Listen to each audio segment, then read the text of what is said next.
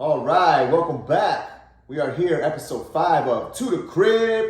It's your boy Delix, with my man Coach Bishop. Hey, how's everybody doing, man? Like always, we appreciate y'all tuning in. Make sure you hit the subscribe button as you're watching our channel. We appreciate all the support we can get. And it was a great week 1 of football. Yesterday, we had some great, exciting games. Yeah. We got a good one on the books for tonight, Monday Night Football. One more to wrap up week 1. Hell yeah. So we have a lot of things to go over for Sunday, but first we're going to get into a Monday Night Football preview, talk about everything, all aspects of it, betting and everything. Then we're going to get into each game of week 1, like yesterday, Sunday. Basically talk about everything that happened, some important notes, all the hits and misses that we had in each of the games, player props and the betting. And then we're going to get into a waiver wire recap at the end of the show. So stay tuned for all of it. Definitely, we had a lot of hits yesterday, so be tuned. Make sure you're keeping notes, keeping up with the stuff we're giving you. Because like he said, we're going to go over hits and misses, but there's not a lot of misses in what we gave you yesterday if you tuned into the show. So just be ready. Hope you guys made a lot of money with us. Basically, if you're watching the show, follow the To The Crib podcast on Instagram. Follow us on Facebook. So go to the show, subscribe, like, comment. It really helps us out and spread the word. All right. So Monday Night Football, we got Buffalo at New York Jets. Yes. The spread is Buffalo -2 at the Jets, and the total is 45. I feel like I'm easily going to be taking Buffalo here. I love them to cover the 2 points. I see this game also going under the spread. I see an outcome of something 24-17, somewhere in around 41. So you're giving me the extra 4 points. That even gives me an extra leeway for a field goal here or there. Mm-hmm. So if you get an extra field goal and it's even 24 to say 20, I'm still under the spread at 44 at that point. So I feel like I have enough cushion that I'm comfortable taking the under here. And then 2 points, I feel like that's an easy take for Buffalo today. Yeah, I mean, the theme of yesterday on the whole entire slate was unders. There were a lot of games hit the under, some shitty games, even some blowouts still hit the under. Right. It's crazy. So, Buffalo, my whole thing about week 1 is also consistency. I always told you about that. People that have already have their system in place from last year, they're running back in with it. I think Buffalo, they look a little shady, but I think they're going to be able to cover the spread. I'm kind of in lockstep with you as far as those totals and spread is concerned. Some player props that we might like. So for me personally, on the Buffalo side of the ball, right now looking at underdog, we got Josh Allen's rushing total is listed at over/under of 36.5. I see him being able to rush for more than that. He does like to take off with the ball. A lot of times down on the goal line, he does tend to get a lot of carries. And his main man, Stephon Diggs, right now his catches are listed at 5.5. I can see him easily hitting that and maybe even hit that by halftime. That's a hot take right there. He could be at 6 catches in the first half. Yeah, so here's my take on that. I feel like the rushing yards is a good play because their secondary, the Jets secondary, is top notch. They got Sauce Gardner and DJ Reed. With that said, there's theories that Diggs is going to be moving more into the slot to get him in motion, get him kind of like to free him up from those guys. So I definitely like that play as well. Get him in the middle. I think Gabe Davis is going to be running wind sprints and decoying on his outside, trying to get those guys away. But on the middle part, I feel like Dalton Kincaid, his line is at 2.5 receptions. I feel like he can get a couple of those in the middle, from Josh Allen as well. So over 2.5 reception is mine. And then on the other side, I think Garrett Wilson is going to be that top-notch target for Aaron Rodgers, which if we've seen back when Davante Adams was with him, he just liked to pepper him. I'm going to say over 5.5 receptions if you can get it still. I think he's good for that. Yeah, I mean 5.5 receptions. He should be able to get it. I think he's going to have the target share for it. It's a lot. But me personally, as far as Aaron Rodgers goes, right now his total on underdog is 233.5. That's really high for somebody coming into the team new first week 1. I think this is going to go under his total, and I don't think he gets there. But I do like Breece Hall with the over 11.5 receiving yards. To me, that's just one screen out of the backfield. Give me Breece Hall getting in there. They're not going to use him as much, but when you're giving me a total of 11.5, that could be one play. So I'll take Breece Hall over 11.5 yards receiving, but Rodgers going under his 233.5. So real quick on the backfield, they're saying they're going to give a lot of carries to to Dalvin Cook. Right. A lot of carries to me is 12 rushes for that. That would be a nice little decent workload. 12, his line is at 12 and a half attempts, so we're not touching it. Do we play anybody besides Garrett Wilson? I'm playing Dalvin Cook in my lineups Yeah. because I think if he does get 12 carries, I think he's going to be also used out of the backfield. Brees Hall, somebody I'm a little worried about starting because it's a wait and see for me. If I have Brees Hall, I'm waiting and see. Right. But I think if you drafted Brees Hall, you were going into drafting Brees Hall with you have to wait and see because he's coming off of that big injury. 100%. So, but Cook is definitely a play. Wilson's definitely a play. And then on the other side, you play Cook, you play Diggs. James Cook. Yeah, you play James Cook. You play both of the Cooks. Both Cooks are in. All right. And you're playing Allen as well, definitely. Of course. Do you think Kincaid is a sneaky tight end streamer? I think he's definitely a streamer. Wait and see. If you can put him in today because there's a lot of tight ends because as we're going to touch on some of these other tight ends that maybe didn't hit yesterday. Yeah. With the tight end position, unless you have one of the top 5 guys, Even then. yeah, you're just plugging somebody in. Yeah. So if you have a hunch or you want to play Kincaid because he's a rookie and you feel like he might get some looks, yeah, play him. I mean, I don't have any hate on it. I mean, because there's some tight ends that didn't do anything that were ranked way higher than him. So yeah, I don't think it's a bad play. All right. So in conclusion, Monday night we got the Buffalo Bills covering the 2-point spread and them going under 45. All right. Next segment, we're going to talk about the Week 1 action. We're going to start it off with Tennessee at New Orleans. My couple of thoughts there were Derek Carr has a lot of weapons. Yes. Will he be accurate enough all year? Will he be, because it was a very boring 300 yards. Also, Michael Thomas, we hit on that, Michael Thomas. And then on the flip side, Tannehill was not good. Not good. Not at all. What do you think about that? So this is a game we both had picked opposite. You had the Saints, I picked the Titans. Right. 1-point game. Difference in the game is the turnovers. The turnovers were Tannehill threw 3 picks, and Derek Carr took care of the ball. No turnovers for the Saints. So 3 turnovers versus 0. On top of that, you got the Titans kicking 5 field goals. And one of the biggest things to me is Derrick Henry is the Titan on the Titans. And how we only give him 15 carries was crazy to me. I mean, this man should be being fed the ball. And when I looked at the game, I saw D-Hop got 13 targets. And I was like, don't hate the fact that he's getting 13 targets. My thing is, we should be feeding Henry more than we're trying to feed D-Hop. 15 carries and 13 targets. It's not a backfield. It's not like we should be splitting this up. I mean, Derrick Henry has been the man, is the man, and should be fed the ball. That was my biggest take. Yeah, I agree.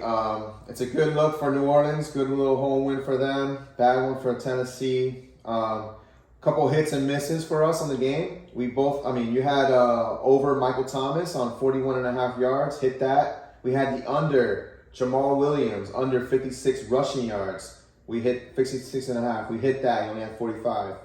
And then some of the misses.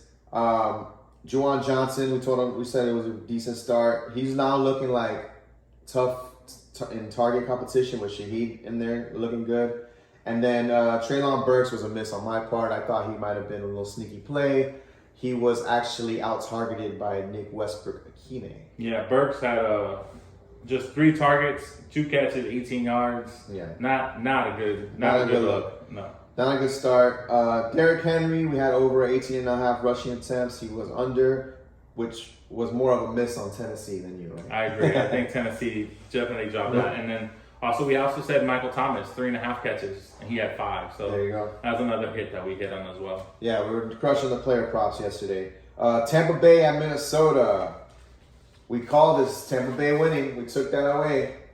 Since episode 1, I've been talking about Tampa Bay and how I feel like this is a solid team and Baker Mayfield is not going to hurt this team. I feel like it's been built up. Perfect situation for him to come into and rebuild his image. And, I mean, he produced yesterday. No turnovers.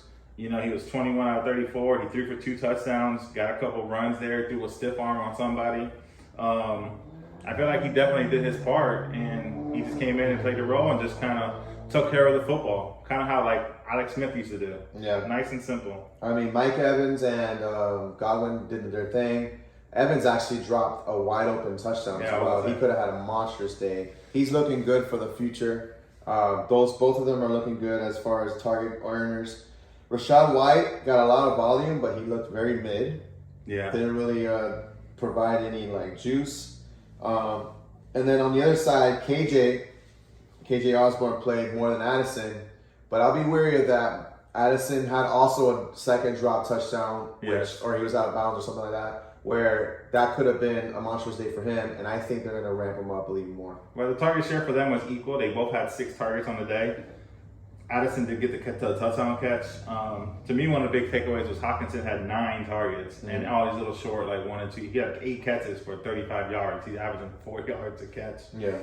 But and Justin Jefferson is the man. Oh yeah. Well, so that's nothing to be talked about there. Yeah, that was obvious. So we hit on a couple of things though. We hit on Rachaad White over 12.5 attempts. He had 17. Madison under 83.5 total yards. He only had 44. We hit that. Couple of things, and then we told you to wait and see on Mike Evans. No more waiting and see. Yeah. Just let him go. Yeah. All right.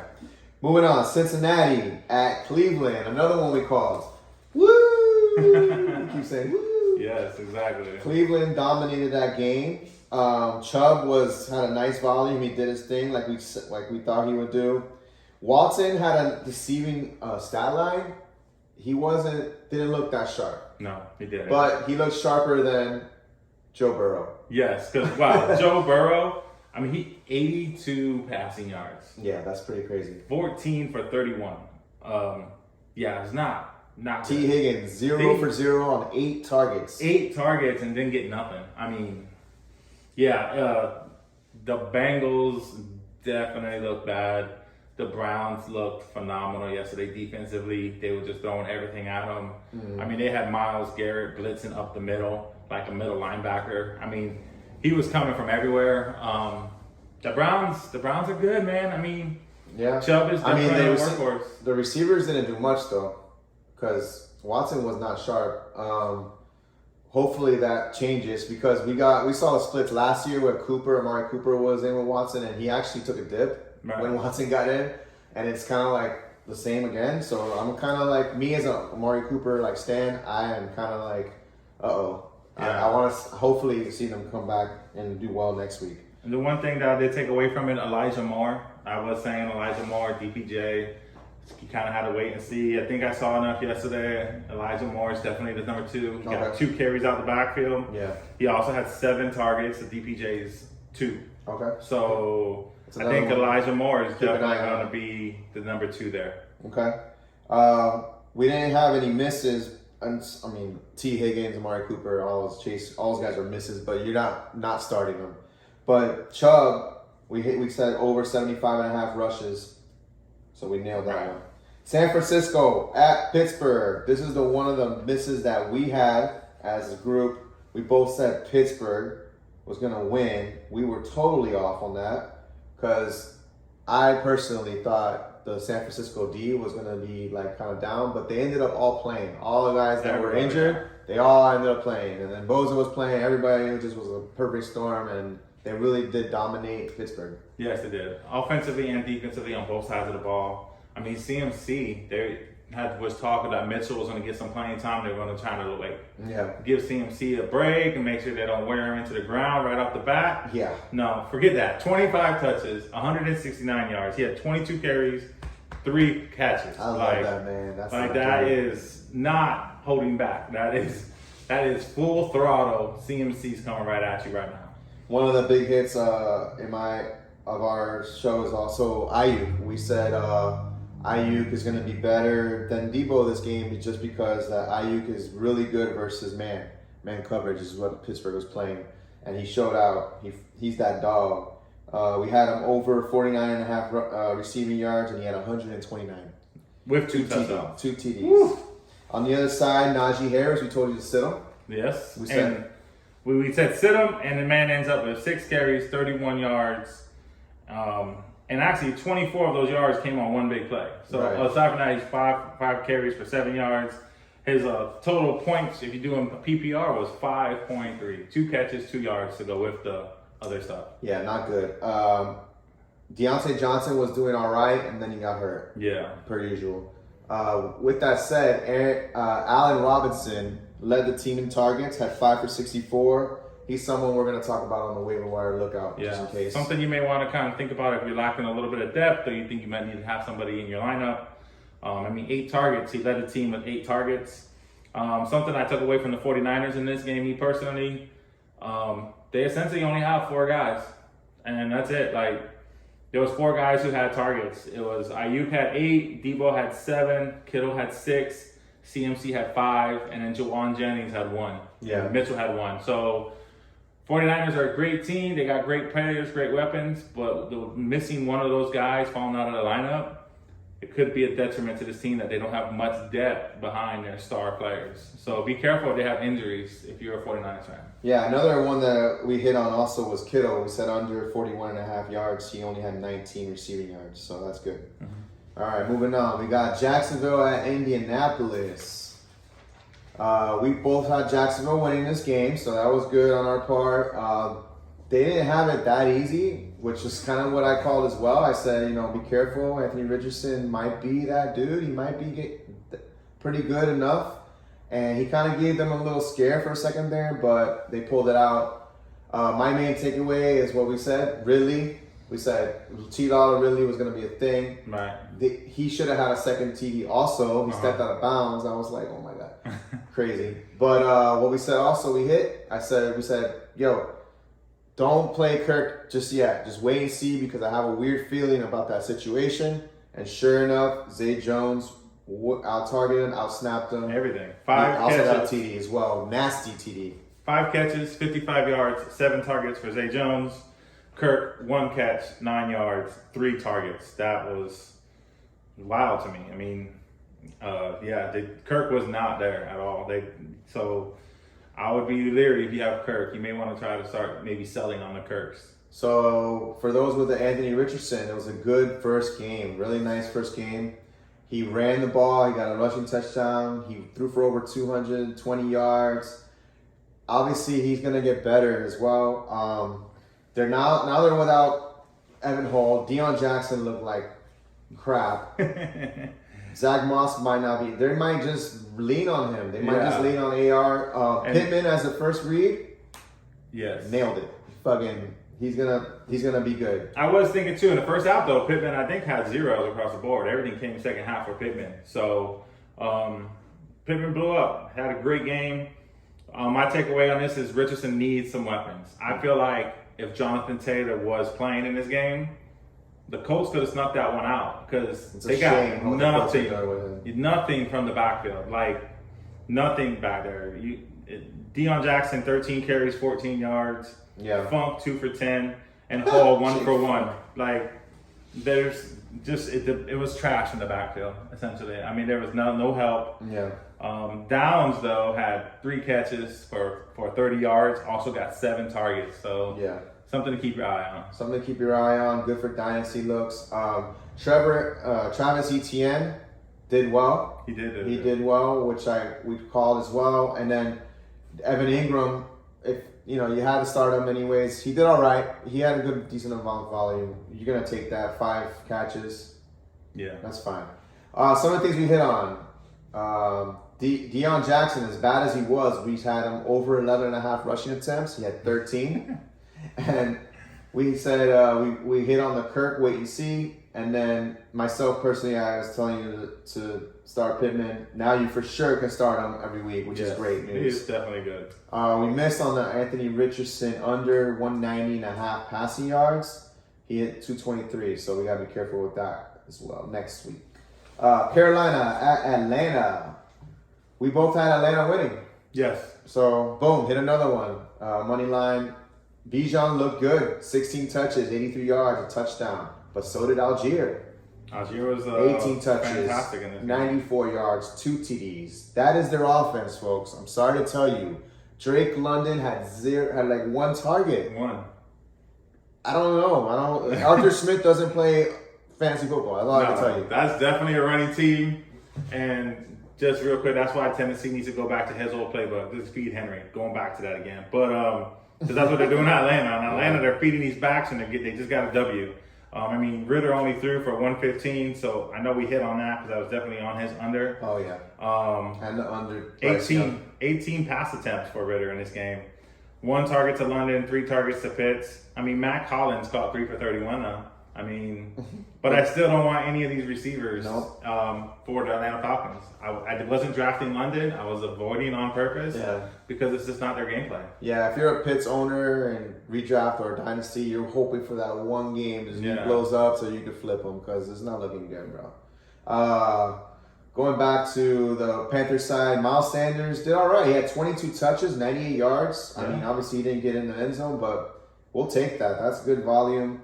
Hayden Hurst actually had 7 targets and added a TD, which is amazing for tight ends. Yeah.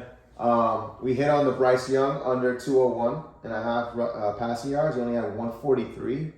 Ew. And then a couple of things I missed on Jonathan Mingo. I thought he was going to get a little more work. He only had 2 receptions, but we'll see what happens later on in the year. But yeah, I mean, that game was pretty much dominated by Atlanta. Atlanta defense was a good streaming defense. So, yeah, we pretty much hit that. Yeah, that was pretty much easy. Yeah. Houston at Baltimore. We hit on Baltimore as well. That was looking a little scary at first for a second, too, but then they figured it out. Big news here. Unfortunate news. J.K. Dobbins. Another season-ending injury. Pulling out. Yeah. I feel bad for that guy. That's rough. I mean, that's definitely rough. He got you that touchdown at least before he went out, so that was kind of cool. Appreciate you. So yeah, after that, Justice Hill, probably the top waiver wire pickup of the week. He had 2 TDs. He's gonna be the dude. Is he? Because this is my take. If you're the Baltimore Ravens, you know Kareem Hunt's out there, and you know Lenny Fournette's out there. So do you want to rock Justice Hill, or do you want to pick up that phone? They already got Melvin Gordon. No, I think they cut him. He didn't make the team. He didn't make the 53. That's hilarious. So I feel like they're going to pick up the phone maybe and make a call to one of these 2 guys that are sitting out there and be like, hey, we got a championship team there. Like, you want to jump on board? Another takeaway, Lamar Jackson, we talked about it in the previous podcast, 4,000 yards, right? Is that a possibility? He threw for 169 yards. Yeah, he nowhere bad. Near. Not bad. He was for me, he was the top. On the Sunday slate, he was the top quarterback option as far as fantasy point projection, and he was nowhere. He only scored like 5 points, which is crazy. All rushing, probably. Yeah. But another thing I liked that was big and stood out to me. So this game goes to the half at 7-6, and I don't see why more coaches don't do this. I love this play that they did. So when the Ravens came out and they scored, and they would go up 13-6, you're already up by 7 points, and logic, most teams want to just come out, kick the field goal, kick the extra point, and go up by 8. The Ravens said, no, we're going to go up by 9. We're going for 2. Worst case scenario, you're still up a touchdown and an extra point. Best case scenario, you're up by 2 scores now. Because if you go for the extra point, you're only up by 8. With another team an opportunity for a touchdown and a 2-point just to tie you. By going for that, you know you're up by 7. Why not go to 9? So now it's a 2-score game. And that's exactly what the Ravens did. And they went up 15-6 versus 14-6, and I was wondering why I hit my Justin Tucker extra point. And that's why right there, but it makes sense to do that because you're giving your team the up by 9, which is a 2-score game, versus up by 8, which is only 8 points. So that's something that I saw from a coaching standpoint was big to me, and I loved seeing it. Real quick, okay, so Baltimore, that's a good point. That's a coaching insight. So Baltimore, real quick, on the receiving side, we were like, oh, probably Bateman is going to be the receiver 1. It was Zay Flowers. It was Zay Flowers 8. I'm loving that because he's a really good prospect. He's nasty. He looked open all the time. Like, they're going to use him probably even more now because of the rushing situation. Isaiah Likely, we told you to wait and see on that because we were like, I don't know about that one. 1 for 1. 1 for 1 target, 4 yards. We told you this. But back to Zay Flowers, 10 targets, and out of the Lamar Jackson had, I think, 22 pass attempts. So 10 of them went to Zay Flowers' way. On the Houston side, we're happy with the Nico output. I love it. On 11 targets, 6 catches for 80 yards. We'll take that for now. And then Robert Woods was involved, 10 targets, 6 for 57. So what I'm trying to say is the other receivers, might need some time.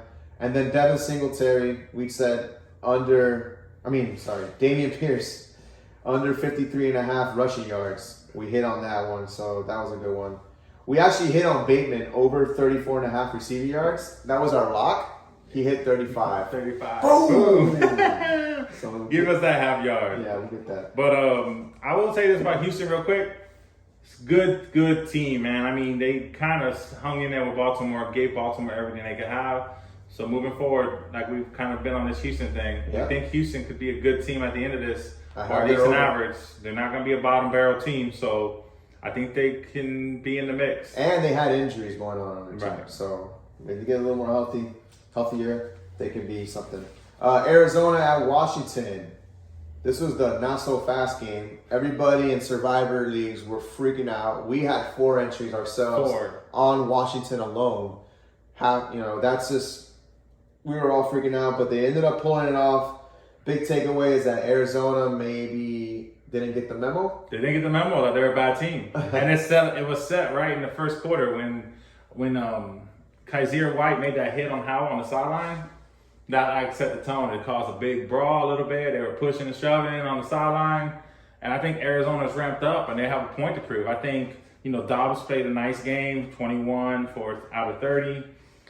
Safe game. He wasn't turning over the ball. He kind of kept the team in it, and I mean, Connor didn't have a bad game either. 14 carries, 62 yards. I mean, they were right there in this game the whole time. They had us sweating a little bit. Like you said, we had 4 bullets on Washington out of our 8 in our survivor pool that we have together. So definitely something to keep an eye on. I don't automatically just love Arizona as a lock every week in Survivor to pick against. Arizona's got some players, and they're coming to prove something. Maybe Washington was also that bad.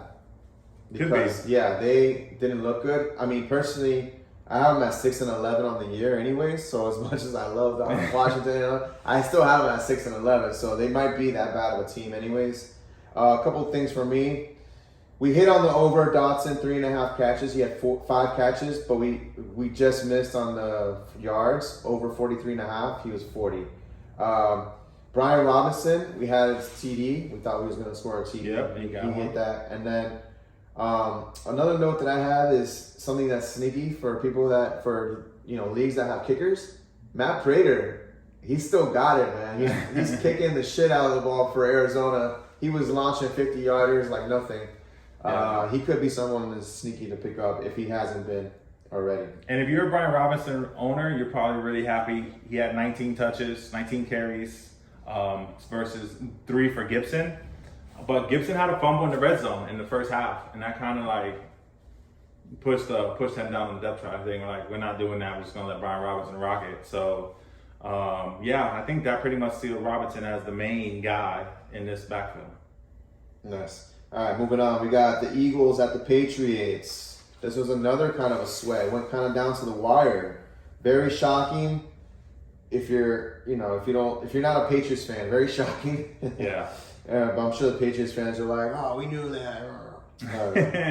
Real quick, Kendrick Bourne balled out. Devontae Parker was out. We got to remember that. But Kendrick Bourne took advantage. He had 2 TDs. That's something that we kind of were like, oh, someone from the slot is going to eat. Yeah. We said that, either Bourne or Damari Douglas. Funny thing is, Juju, towards the end of the game during crunch time, they took him out. And they had Demario Douglas and Keyshawn Butte playing during those crunch time drives. What they were worried about Juju's knee, probably. Yeah, so It's explosive. So that's something we said fade Juju, and he's fading away. For dynasty leagues, those guys are someone to keep an eye on. Demario Douglas and Keyshawn Butte. They both were rookies this year. So Hurts and Philly looked like they tried to force plays. Yeah. I feel like they were trying to force things when they realized, we could just get shit over the middle. Like AJ Brown was just doing these easy little dig routes inside.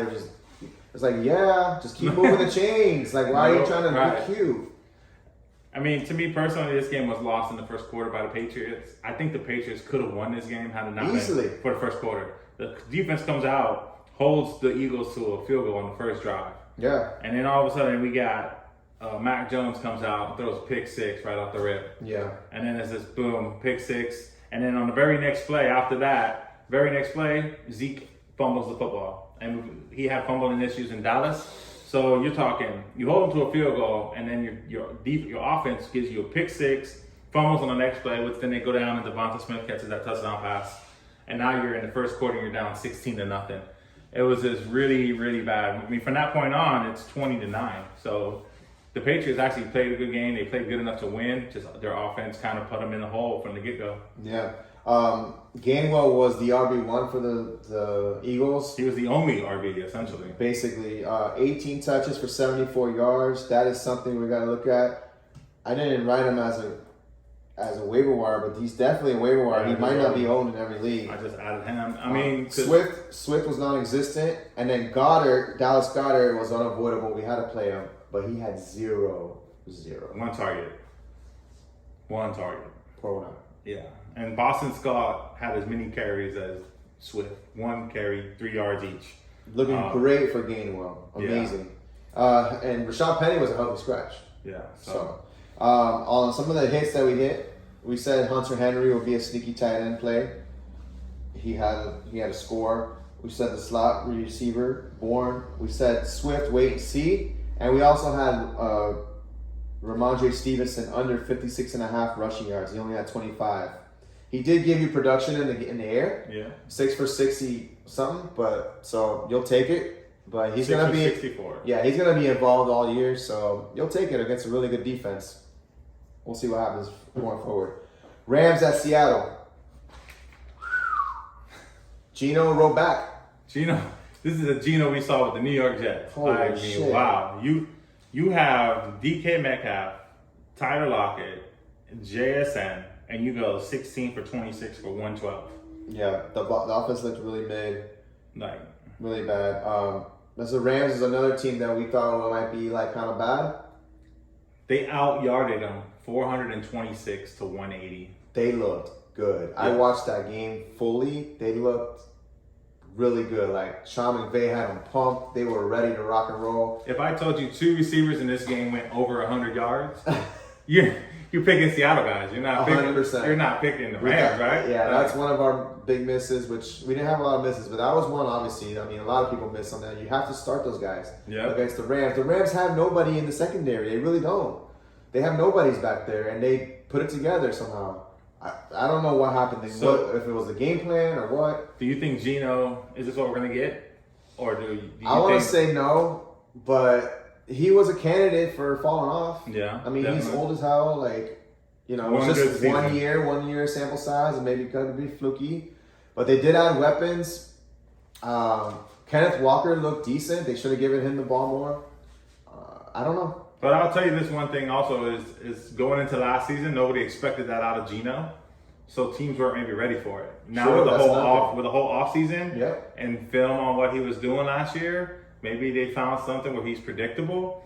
And now Geno's having to do it with game film of him actually being productive, and teams maybe have something up their sleeve to stop him. I mean, so you know, it could have just been he caught everybody off by guard, just one fluky season. But we'll see. Next week's gonna tell us a lot.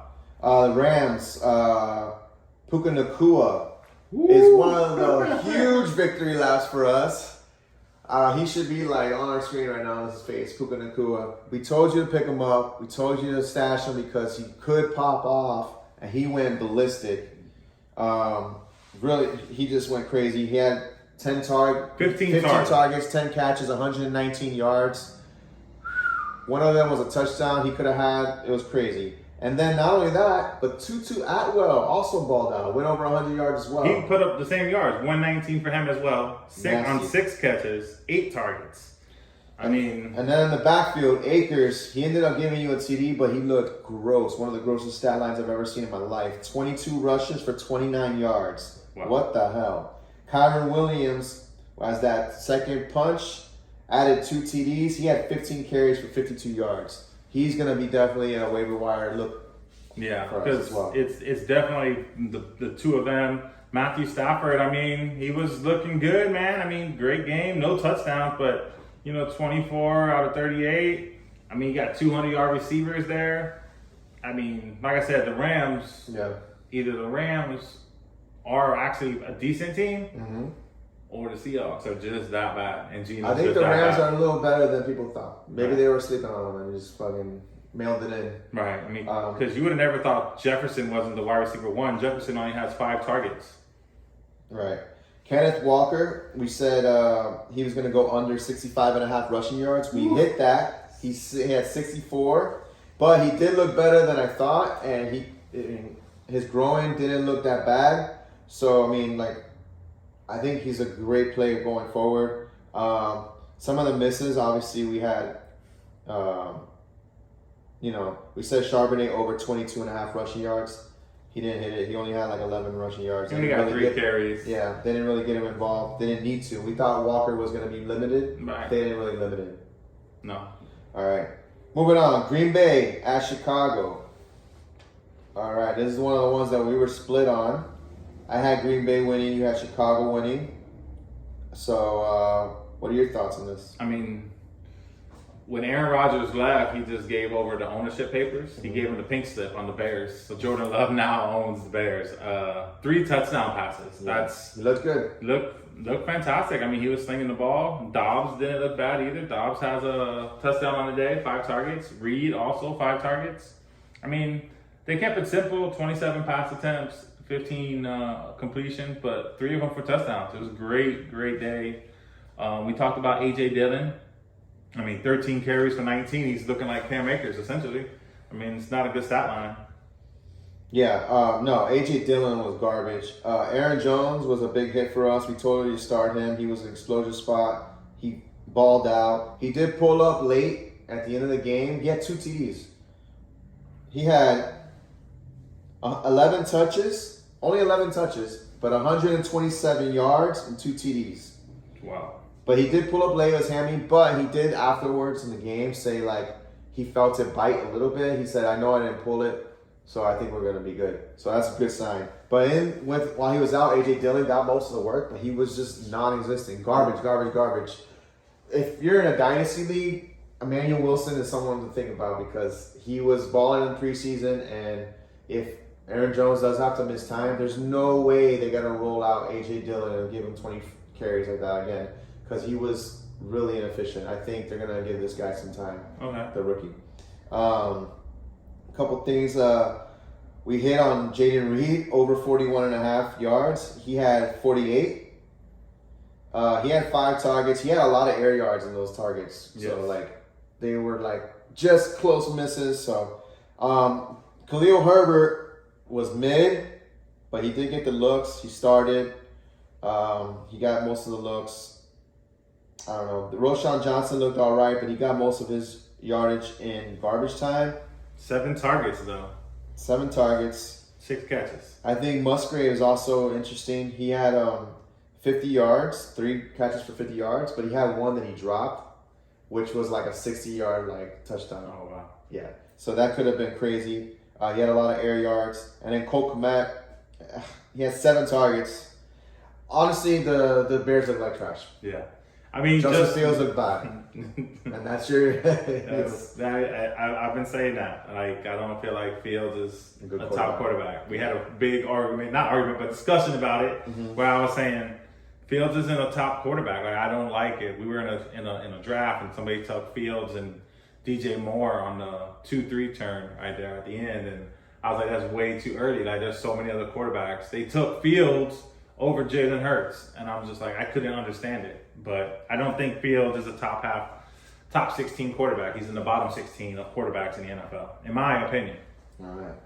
Moving on to Las Vegas at Denver. We both had Vegas winning, and we hit that real quick. We missed on Marvin Mims. We thought he was going to be the wide receiver 2 there. All of a sudden, they brought in little Jordan Humphrey and Brandon Johnson out of nowhere. He spread the ball. Russell Wilson spread the ball everywhere. He looked all right. He got one to Sutton. Sutton might have, pulled it out for you if you started him. But On the other side, my takeaway on the Raiders is that Jacoby Myers is a thing. He's going to be used. I said it. He's going to be used.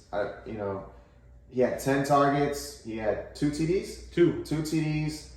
Him and Devontae Adams are that narrow wide receiver tree. They're going to get all the targets. To touch on that, 10 targets for Myers, 9 targets for Adams, a total of 26 passes. So only 7 passes didn't go their way. Right. And Jacobs looked fine. He had a lot of, he looked okay, whatever. Javonte also will take that. Javonte Williams will take that production for now. It was a good little first start. Hopefully that ramps up and, he gets more explosion. Yeah, exactly. And Jimmy G is a winner. He's going to win. They say if he's healthy, when he's playing, that team is likely to win. Yeah. He was a winner when he was in San Fran. As long as he's on the field, he wins games. Mm-hmm. They win this game by 1. And cool little just funny tidbit for me is they outgained them by 1 yard. 261 yards for the Raiders and 260 for the Broncos. Wow. That could be that 1 extra point right there. So, same amount of identical first downs. Everything looks identical when you look at the standings. They pulled it out. Pulled it out. Jimmy G's a winner. Yes. On the Broncos, real quick, Dulcich did get hurt before the first half started. For the second half started. He's out. Troutman got some looks, so Troutman's going to be one of our sneaky tight end streamers, maybe. 5 targets and 5 catches for 34. Caught all his targets. All right, Miami at the Chargers. Sheesh! What a win, baby, for the Dolphins. Talk about taking it to the crib. To the crib!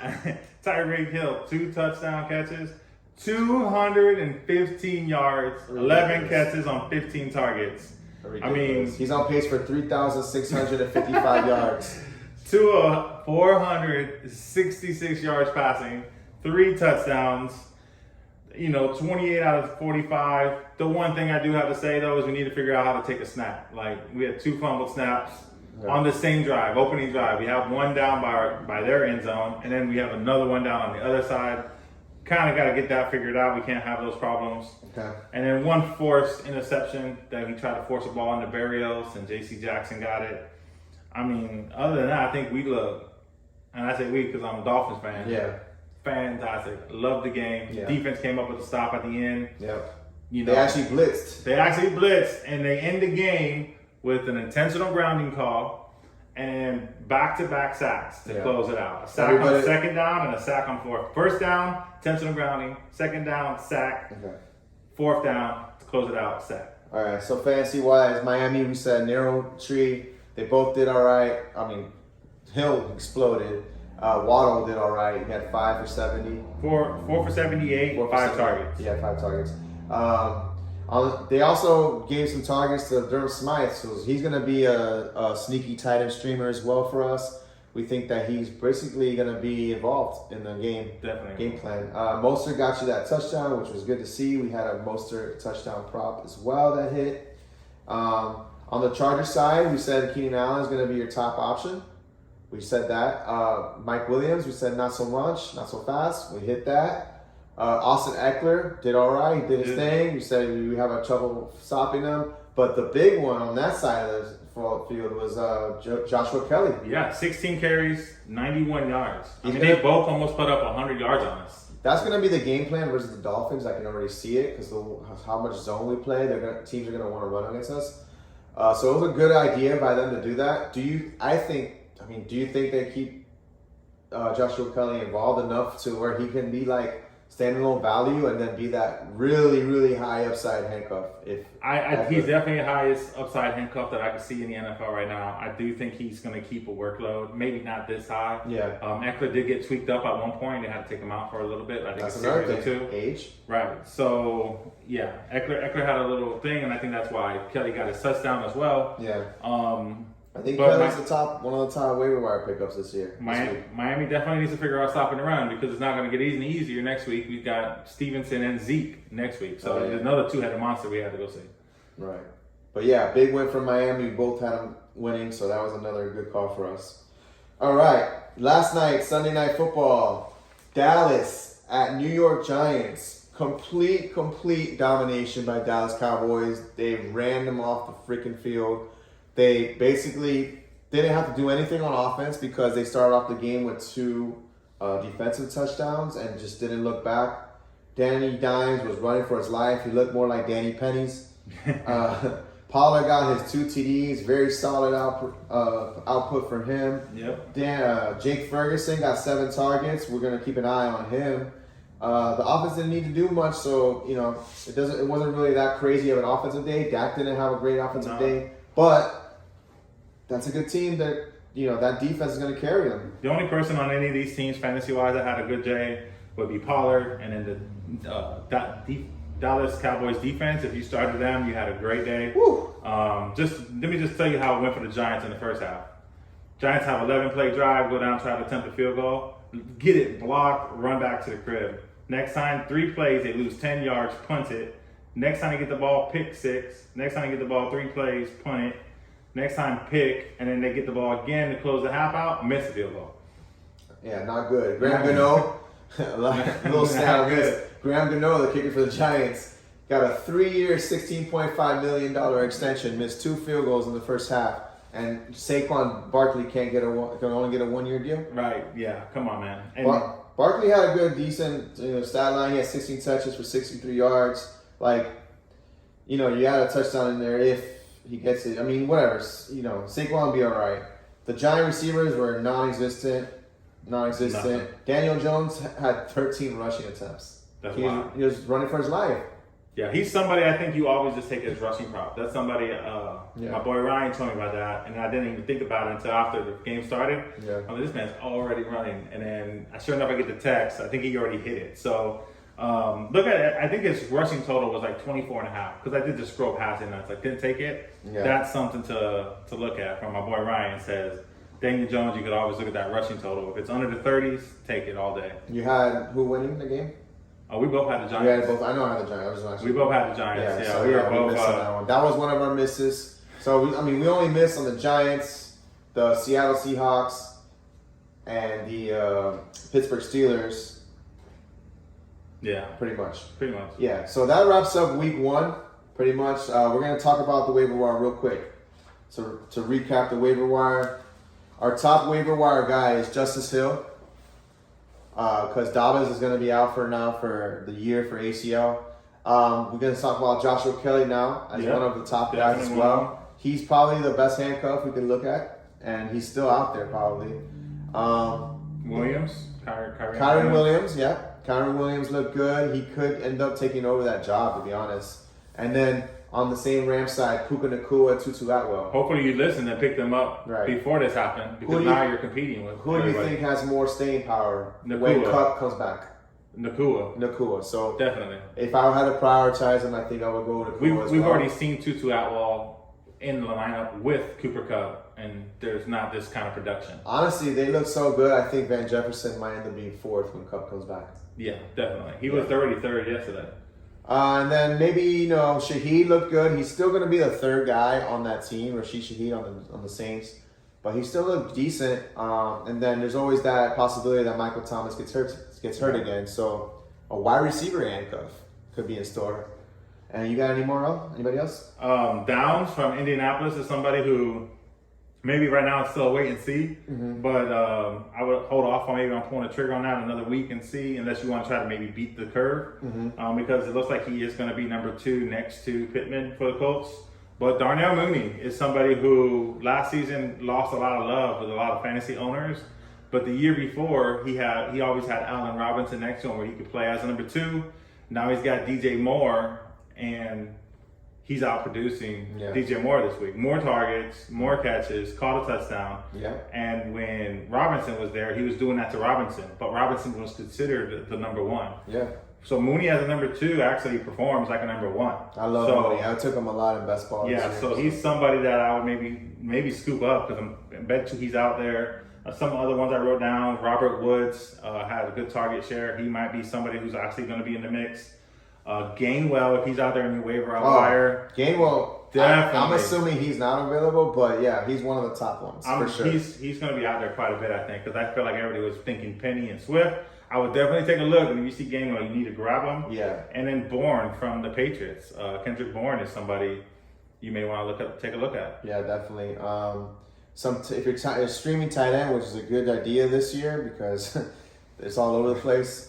Even the top tight ends are playing bad. Some tight ends for us. Durham Smythe had 7 targets. Looked involved in the passing game. Hayden Hurst, another 7 target game. He added a touchdown. Yep. Luke Musgrave, like we said, he had a lot of air yards. He had 50 yards total, but he had a lot of air yards that could have been more. And then Adam Troutman. And Ertz is another one who had a massive amount of targets yesterday. And then Hunter Henry, he's probably sitting there in your waiver wire right now with the Patriots.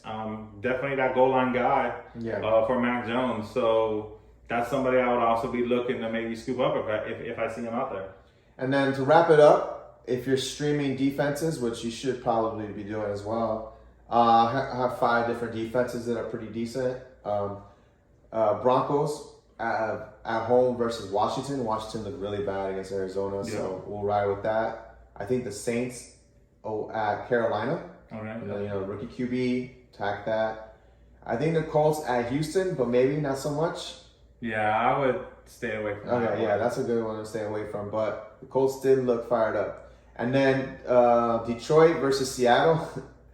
Detroit at home, they kind of contained Kansas City, so they could be a play versus Seattle, who looked really bad. But my top defense of the week is going to be Tampa Bay at home versus Justin Fields. Sounds like I've sold you on Tampa Bay a little bit. Sold me on Tampa Bay. I had them at 8-9, so I had them floating on the wild card. But sold me more on how bad Justin Fields is because it's not looking good. I think Tampa Bay is gonna give him fits at home.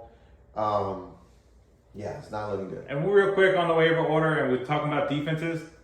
Me personally, I'm not wasting my waiver spot on a defense. I'm gonna let the waivers clear, and then I'll pick my defense up after. I'm not putting a waiver claim on a defense necessarily, because I don't think the importance is there for me personally. I'd rather use my waiver spot to claim one of these guys, not the defense. Right.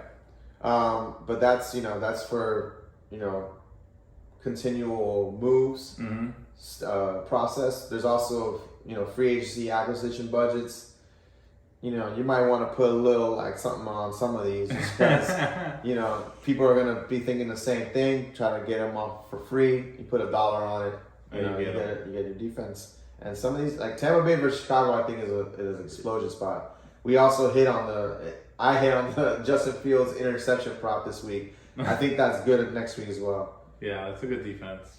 All right, that does it for week 1. I know it was a lot of information.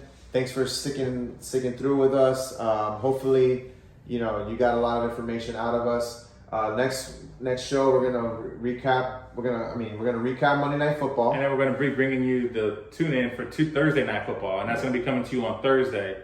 So Thursday morning, we're gonna get you set up with the recap of Monday night and get you ready, primed for Thursday Night Football in prime time. Yeah. So that's it. Episode 5 is over. We got to the crib. To the crib. Let's go.